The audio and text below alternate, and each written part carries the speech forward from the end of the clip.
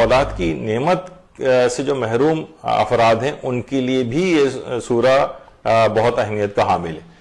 اور یہ بات بھی آئی ہے کہ اگر فجر کی جو نافلہ فجر ہے، کیونکہ جو فجر کے نوافل ہیں وہ نماز فجر سے پہلے پڑھے جاتے ہیں، تو نافلہ فجر اور نماز فجر کے درمیان 40 روز تک روزانہ 41 مرتبہ اگر شوہر و بیوی دونوں سورہ الحمد کی تلاوت کریں تو خدا ان کو اولاد کی نعمت سے بہرامند فرمائے گا. چاہے اب ڈاکٹر منع کر چکے ہوں گے نہیں ان کے ہاں اولاد نہیں ہو سکتی، لیکن یہ تو معجزات والا سورہ ہے.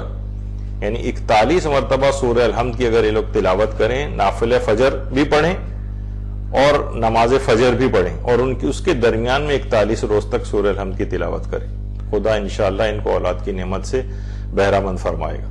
شفاء الصدور فی شرح زیارت العاشور جو آقا مرزا ابو الفضل تہرانی کی لکھی ہوئی کتاب ہے، اس کے اندر بھی اس عمل کو لکھا گیا. تو اولاد کی نعمت سے محروم اس عمل سے ضرور استفادہ کریں. سورہ الحمد کی بڑی عجیب و غریب برکات ہیں.